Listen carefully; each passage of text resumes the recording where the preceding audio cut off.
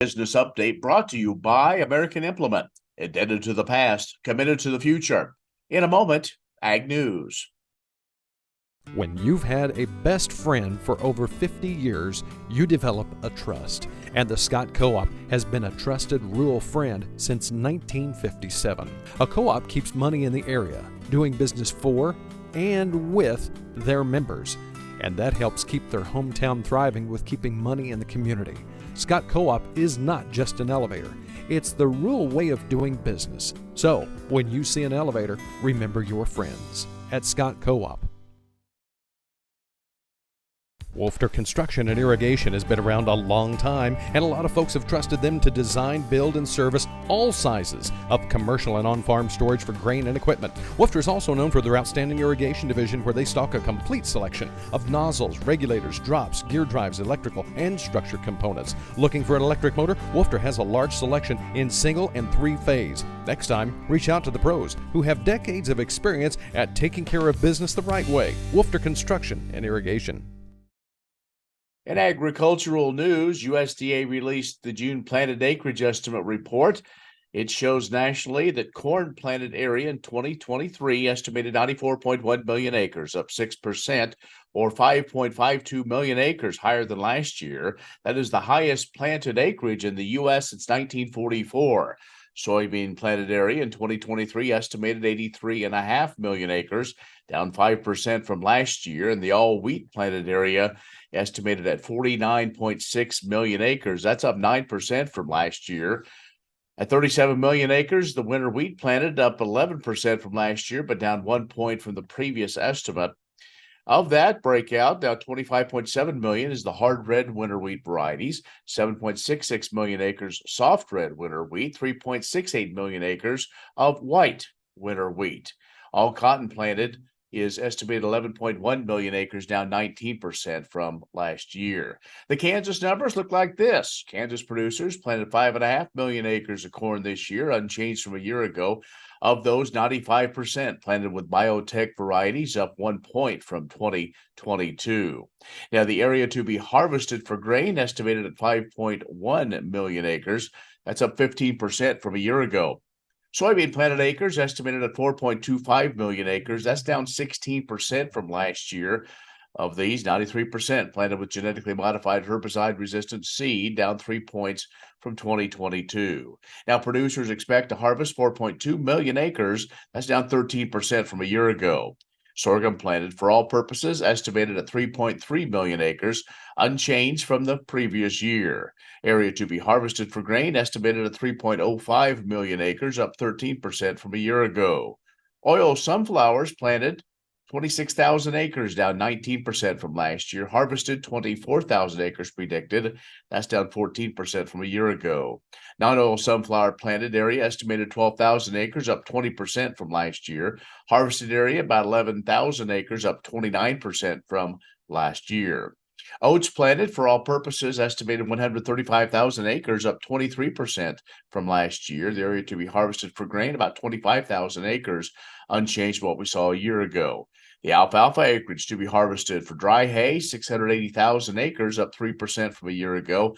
Other hay to be cut for dry hay, estimated at 2 million acres, up 3% from a year ago. The cotton acreage in Kansas planted 170,000 acres, up 3% from a year ago.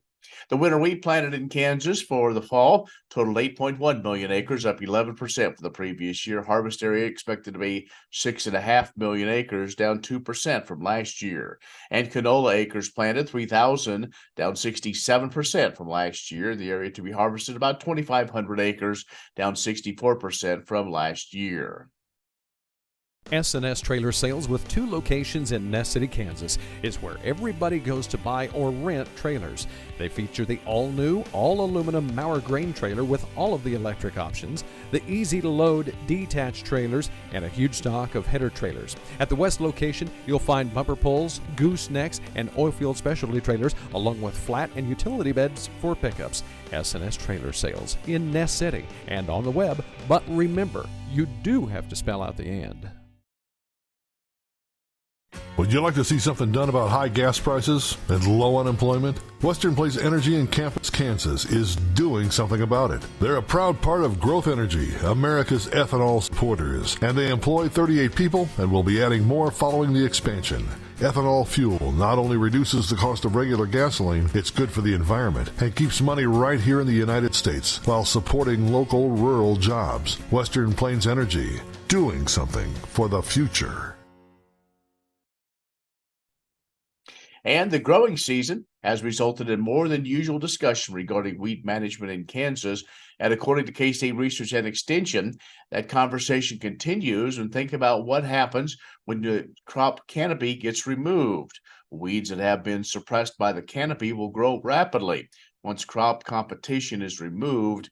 In addition, weeds that have emerged through the wheat canopy will be damaged during harvest, but quickly will begin regrowth. Now, delaying control can result in lost soil moisture that can be used in crop production as well as in weed seed production. That could cause some difficulties in the future. So they say when thinking about weed control in wheat stubble, there are two priorities: controlling already emerging weeds, then preventing later flushes. So making applications before weeds exceed 4 to 6 inches is necessary for good control of already emerged weeds. Residual herbicides are needed to reduce the number of herbicide applications needed to control the multiple flushes of weeds. Now, despite a growing number of herbicide-resistant weeds, glyphosate plus 2,4-D-LBE and or dicamba continue to be important for weed control in wheat stubble. But these herbicides alone, they say, are not likely to provide adequate control of pigweed and kochia, especially when applied in the hot, dry conditions that are common after wheat harvest. More coming up in a moment.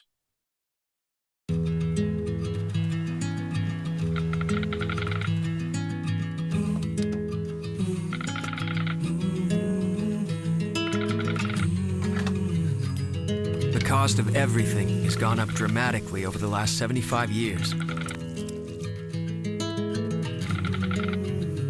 With one exception: keeping electricity affordable. Wheatland Electric, delivering energy for life, your Touchstone Energy Cooperative. KBUF Radio has agriculture information for you weekdays beginning at 6 with Tony St. James and Agriculture Today.